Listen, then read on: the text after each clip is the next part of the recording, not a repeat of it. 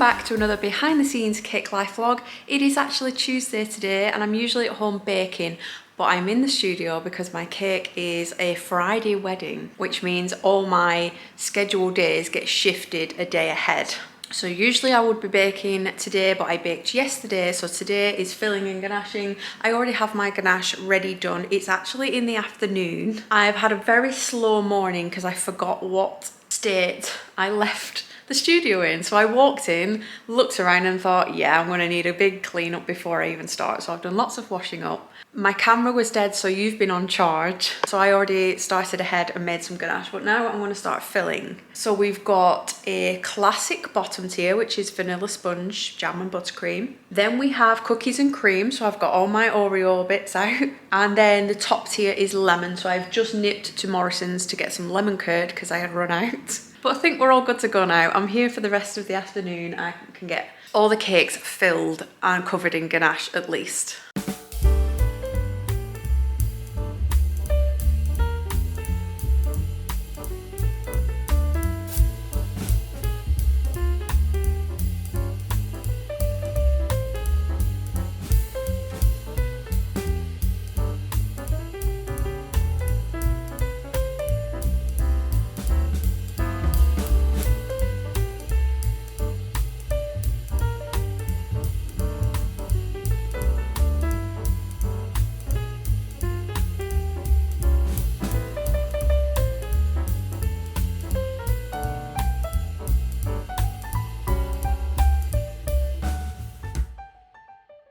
Good morning, it is now Wednesday. I've literally just walked straight into the studio.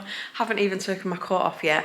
But I just wanted to let you know that I'm not behind. I don't want to say behind, but by this stage, I usually have the cakes fully ganached and some of them at least covered in sugar paste by the end of the filling day. And as you can see, it's still got ganache on and it's still not actually finished ganache. It's one of those things where you just need a quarter of a bowl of ganache and you run out. So I'm going to make some more this morning. It was too late to make it last night because it was nearly home time. So I'm going to make another small bowl of ganache this morning just to finish them off, and then we're going to cover them and just see how far we can get. Yesterday was just one of those days. It was very slow, no motivation, very tired. So when I got home last night, I had my tea, I parked my bum on the couch and did absolutely nothing. I played on Dreamlight Valley, which is a Disney game. I've only recently picked it up. I haven't gamed in a long time. And the reason for that is because when I pick a controller up to start playing on a game, I can't just play it for like 30 minutes or an hour. I am engrossed in that. I am on it for 3 hours plus, and nothing ever gets done. So I'm not allowed to game because I game for too long. I have no self-control. So I knew yesterday was just one of those days. So I sat on the couch, I played on Dreamlight Valley, which is a little bit like, I want to say like Animal Crossing, but with Disney characters. So you've got like little missions and you do lots of digging and mining and growing stuff. It's not a game I would usually play on, but it's one of those where you can just shut your mind off. I'm not thinking about work when I'm playing on it. I had my cream soda and 2 pain au chocolats and I was in my element. So I thought I just needed a day to rest last night so that I am raring to go this morning to see how far I can get with this cake. So I'm just making my ganache and I thought I would show you, there's a little bit of a change in the chocolate. So I'm currently using Belle Colored chocolate. I always link it in my tutorials and everything, but the buttons have got so much thinner. I don't think it's going to focus, but the buttons are really like half the thickness that they used to be, which means they snap in half a lot.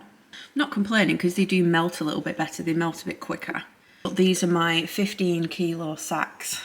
And they're not far off like £100 a bag now, which is just getting absolutely ridiculous for chocolate prices. But yeah, these are the new super thin buttons. The cakes are now covered. We have a dark navy bottom tier and the top 2 tiers are white. Please ignore the boards. The boards are actually really clean. They just don't look it, because I decided to use them when I was glazing something. I ended up glazing some of the colouring to the discs.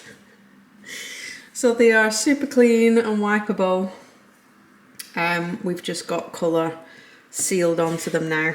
And this has got a little bit missing here at the back because it's going to have a hidden back. So I will show you the design. So I keep the designs here on my phone so I know what I'm making. And this is the front. The brief was they were having a navy and burgundy theme, and they wanted Hulk and a cartoon style T-Rex as the toppers. That was what I was given for the colour scheme, and the toppers what it currently looks like. So I'm going to be stacking this in a second, and we've got these like gold, just like flat bars coming up and down from the clusters of flowers, which gives it a really contemporary look. And on the back, my list was Disney, Marvel, Niffler, Chubby, Unicorn, and the two goats from Thor.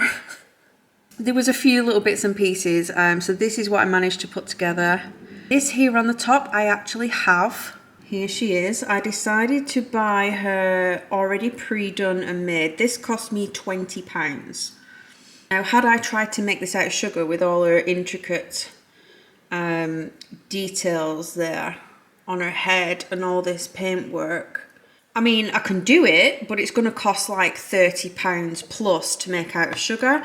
I could just buy this for £20. They get to keep it because the daughter has the same name. So this allows them to take it off, give it to their daughter, and she can keep it as a keepsake of the wedding as well. It works out really well that way. And the rest is going to be sugar. So she's on like a tealy green background, so the green goes up to the back of the Hulk and the T-Rex there, and then we've got like a galaxy orangey blue tier with like Thor details. There's the two goats, a Niffler sat on a rock, and then we go down into the sea where we have a little bit of Ariel and Flounder, and we got the chubby unicorn in floating in a little lilo, a little circle there in the bottom. So this is what I'm going to be working on in a second. Getting the colours blocked in. Once this is stacked, I can see what I'm working with on the back and start getting those colours onto the back. Right, we're all stacked and we are masked off. I do already have a full tutorial on this, on how to do hidden back, where I show you how to mask it off. I'm essentially just pinning greaseproof paper where I do not want colour to go past. So I've got a piece on the top, I've got two pieces running down to keep the colour contained on these, and then I don't want to get anything below, so I've just pinned one across the bottom here, but I'll leave the full tutorial linked below. But I'm going to start with this reddish colour at the bottom, like a reddy orange, and then I'm going to go up into blue and take the blue partially up to the bottom of this tier here, and then finish with the green on top, just so I can see how like the ombre is developing as I move up the cake. And then I'm going to take the paper off and do some waves on the bottom, because I've already covered the bottom in blue, light blue paste instead, because the bottom tier is navy, so if I was to just spray directly onto navy, it's not bright enough. So I've covered this, and instead of covering it in white and then spraying it, it just made sense to cover it in the light blue, seeing as it's that colour anyway. So that's just under here, which I do not want to get any airbrush colour on.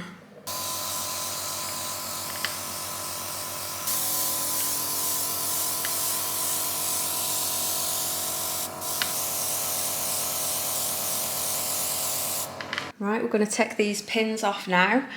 Sometimes you can get a little bit of overspray if like this bit here is a little bit loose. There might be a little bit of overspray, but we do have, because it's a hidden back, we always have some sort of like white folded, I want to say curtain, I don't know what else to call it, there is a name for it, but there's a divide between the coloured background and the rest of the cake. So it's kind of like you've opened the icing a little bit, it's like a little frame around the back, which should cover most of the overspray up. Let's get this bottom piece off first. Yep, there's nothing on this ledge. The only thing that is on this ledge are now little ganache spots where I've just taken the acupuncture needles out, but there is going to be lots of detail, so that's probably going to be hidden anyway. Now I'll take the top piece off. This is the top of the cake, and you see there's quite a clean line there. So we're pleased with that. And you'll have to excuse my hands, they're obviously navy from where I've covered the bottom tier. You just want to be careful when you are removing your guides because there will be colour on the front. So you just want to kind of lift that away gently if you can. So if I spin the cake around here, lift you up a little bit, you can see there's a little bit of overspray here where it's obviously gone through a gap and sprayed this little bit of blue, but there's going to be a big white border running down halfway across this way and halfway across this way, so it's going to hide that overspray. It's just one of those things, you can be as careful as you like, but you're playing with air, so the air is going to move your templates around a little bit.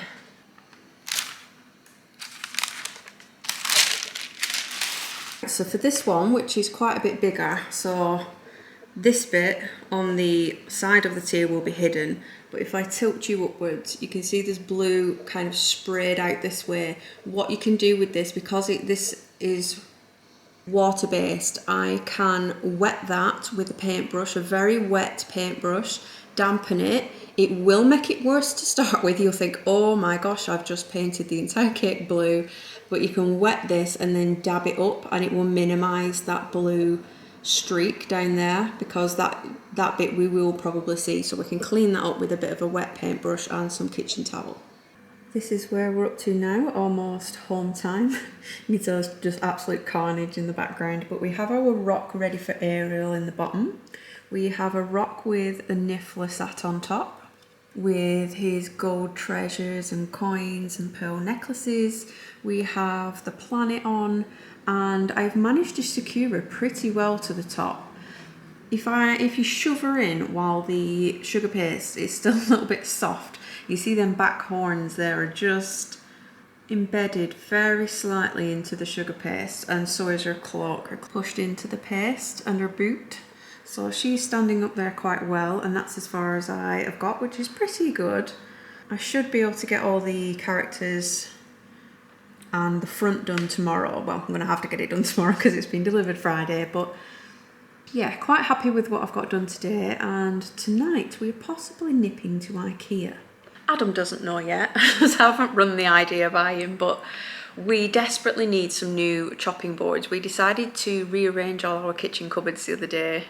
Do you know when you start one cupboard, which means then you have to do all the other cupboards, taking things out, throwing things away, moving things to a different cupboard, completely rearranging the layout. The kids don't know where anything is. They can't find their snacks. They don't know where the knives now live. But we have some plastic flexible chopping boards, and they're great because they're flexible, because you can just tip things into the pan and bend them to create a little funnel. But plastic holds smells.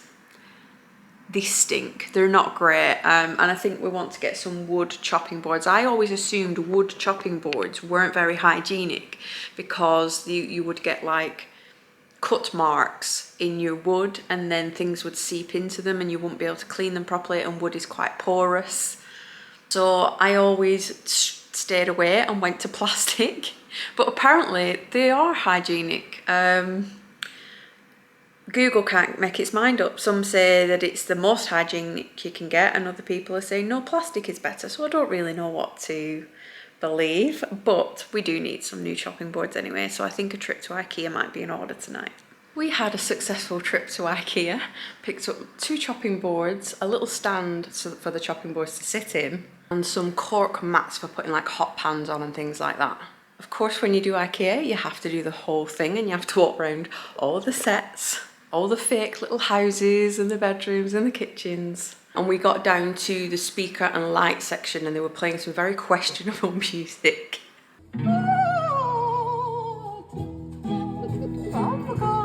But I am back in this morning. It is now Thursday, and it is my last day to get this cake completed. It is for the lovely Lee and Jane. Usually when you are chatting wedding cakes, you kind of, one name gets stuck in your head. It's only one half of the couple that kind of gets stuck in your head, because it's rare that they both email you. You're usually just conversing with one person, usually the bride. So you'll have it in your head like this is Lisa's wedding cake. I'm working with Lisa this week. But for this one, this one is Lee's wedding cake. So even though it's Lee and Jane getting married, I do get the emails from Lee. And he's very excited to see it. It's so lovely when you get somebody who appreciates the work you put in and they're excited to see what it looks like. So I'm going to make myself a brew, pop the radio on and roll another little montage.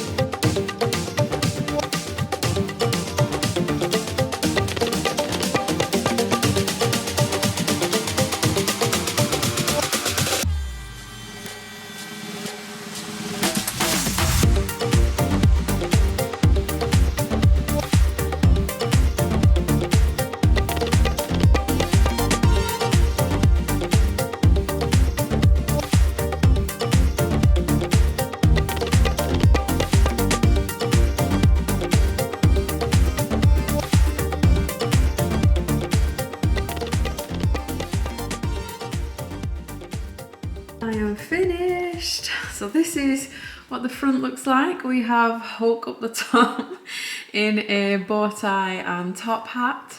We have a little T-Rex in a veil with a matching rose that matches the colours moving down the cake. We've got some gold leaves, we've got the gold bars that we added on there, some burgundy style roses, a bit of greenery as well, just to add that extra. But this is how we're looking on the front, and then I'll spin it round.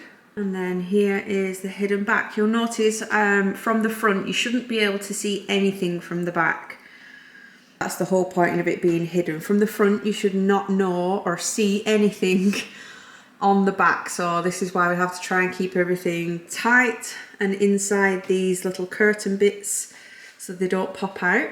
But we have Ariel and Flounder here on the bottom. We've got our chubby little unicorn floating away. We've got some pearls on there as bubbles and some seaweed, and then we've got Thor's goats. And the background is based on the Thor poster as well. We have the little niffler.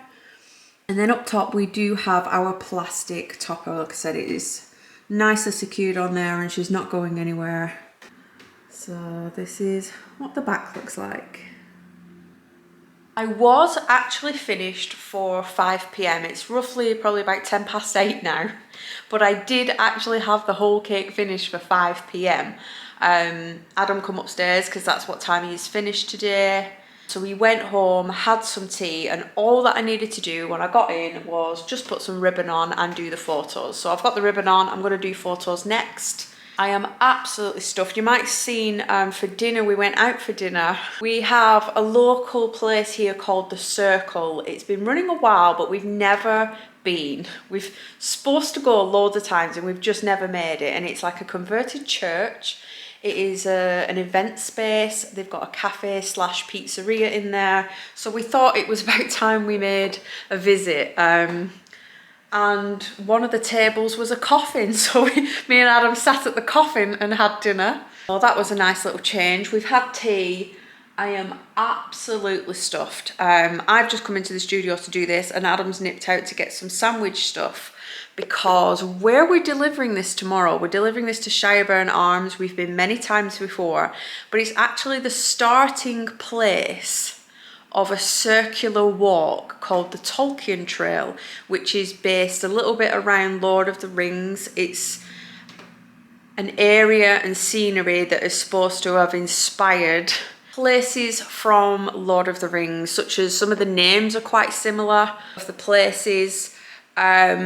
Sounds very random, but we actually have a wedding cake coming up in a couple of weeks that is based on the Tolkien Trail. So it's like, well, seeing as we're already going tomorrow, we might as well drop the cake off and then start the trail, seeing as it starts right there at Shireburn Arms. So it's roughly a 3 to 4 hour walk. It's circular. There's supposed to be a map, so we should be fine. It should be nice and easy to follow. That's what we're getting up to tomorrow. It is actually a Friday, so Adam's booked the day off. booked the day off because it is a cake delivery on a Friday, so he's booked it off anyway, but it's also my birthday on Monday, so he's booked Friday, Monday and Tuesday. We don't have anything planned, he just likes to book it off. He had some days to get in. So yeah, looking forward to a few days off now.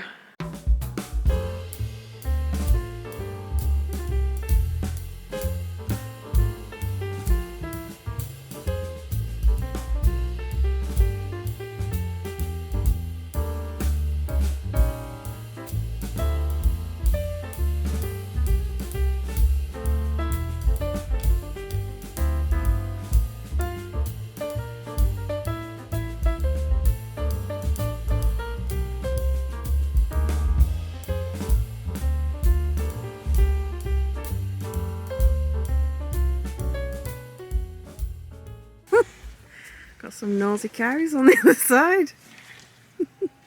They must think we've got some food. Well, we have. We've got sandwiches. Sandwiches in our backpack.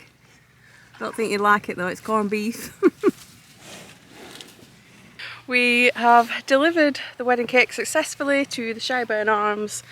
Staff were super helpful because we took a card and their card box wasn't out yet, so we just asked if they had one. She brought it out so I could put the card in. The cake table were all ready and raring to go, which is nice to see because some venues are a little bit behind with that. So yeah, nice, all nicely set up and done, and now we are on the start of our Tolkien Trail. We picked up this paper map. They had the paper maps inside the pub or the wedding venue with the way markers on. We're currently in the middle of a field as usual, full of sheep. Wrong footwear today. I do have a pair of walking boots that are super comfy, and I've had them for years, and all of a sudden they're not comfy anymore and they've started rubbing, so I don't know why. I've had to put some white trainers on until I can get some more, but it's certainly not the best footwear today because it's very muddy. Very boggy and deep, but we are just at the start and it's going to take us 2 to 3 hours, I think. The sheep are proper shouting at each other. Oh, clear target centre. Oh great.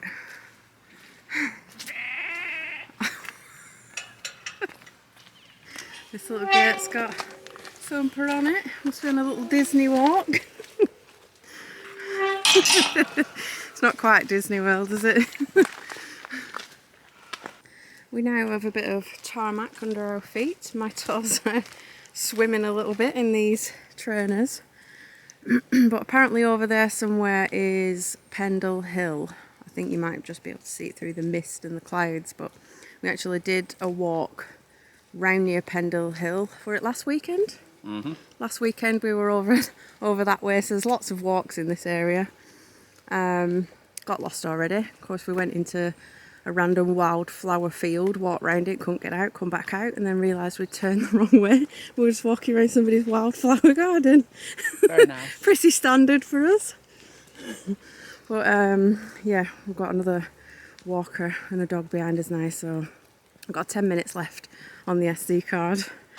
We're now in a wooded area. You can hear lots of water down here. There's lots of steps. The problem is, going downhill means you must have to go uphill somewhere else, and this is very steep going down. I'm not looking forward to the hill on the other side.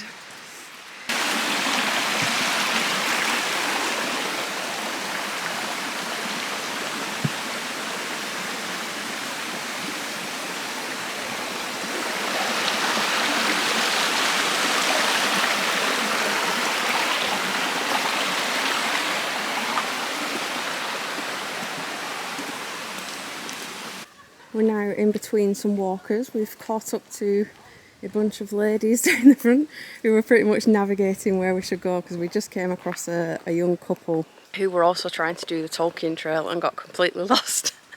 He was like, there's no signs, there's no plaques. Like, no, there isn't. There's not many signs or anything to tell you if you're on the right track or anything. You come across them very, very rarely, but you can make several wrong turnings before you even hit one. So they'd cut out an entire large piece of the walk, so they've just decided to follow. So we're in between. We've got the ladies up the front who are navigating the rest of the walk, and we've got the young couple behind following us so that they don't get lost, because they got lost on the walk. So we all seem to have the same map as well, so it's just a case of rereading it. Yeah, no, the young couple, they said they had the same map, but they had it on their phone, and they said it's useless. So yeah, you just have to keep reading it, because even if it says, the way we went for a wrong turn is, it said go through a wooden gate before you get to the farm gate. So we could see the farm gate, and there was a wooden gate, so we went through the wooden gate. It was the wrong wooden gate. There must have been another one a little bit further down, so it's very easy to misinterpret what the bits say, because there's no kind of pictures or anything, is there, to show you if you're at the right spot. But we've got a bunch of ladies who look like they know what they're doing, so we're just going to follow those. So we're just approaching a bit of the walk now where there is a river that joins, and the building over there, I don't even know if I mentioned, but the cake I'm making in front of the Tolkien Trail, which is why we're here having a look round, this spot roughly is where he proposed, so that's why it's going on the cake, because this is where he proposed, across from this whole bit here. And they're getting married at Shireburn Arms, which is part of, like I said, the beginning of the route. So yeah, we just thought we'd come and have a look, grab some pictures and references and stuff, so I can design, well, I've designed the cake, but now I know what the whole scenery looks like from the ground rather than an aerial map. We were utterly destroyed after that walk. It was such a long one, but as we were reaching the car, we could see like the wedding guests all around the back of Shireburn Arms, so we knew the wedding was well underway. And then I just didn't film anymore because we were just so busy. So on the Saturday we went to Blackpool. Abby has had a Build-A-Bear gift voucher since Christmas, and they shut the one down which is closest to us in Bury, because we always shop in Bury. They shut it down, so the nearest was kind of like the Trafford Centre or Blackpool. So we went to Blackpool so she could spend her vouchers. She ended up getting an axolotl, and then they also sold a mini axolotl, so she has two.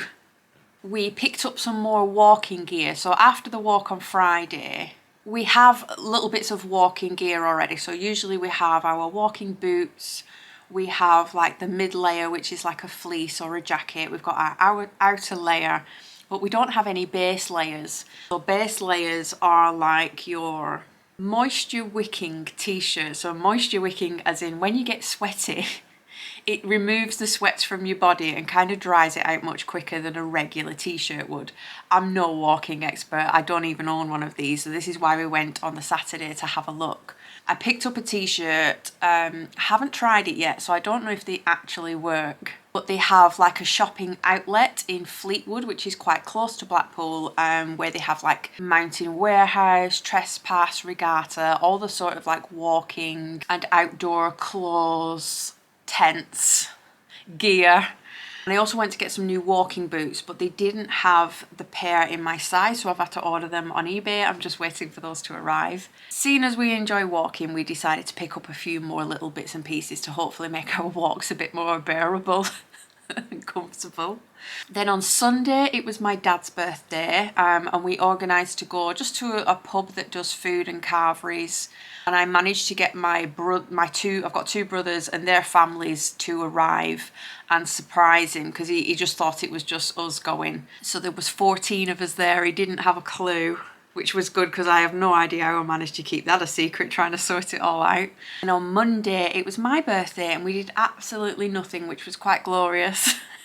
I sat and played on Dreamlight Valley. I did have like the little bit of gurgly guts, must have been the carvery I had the night before, so I didn't really move.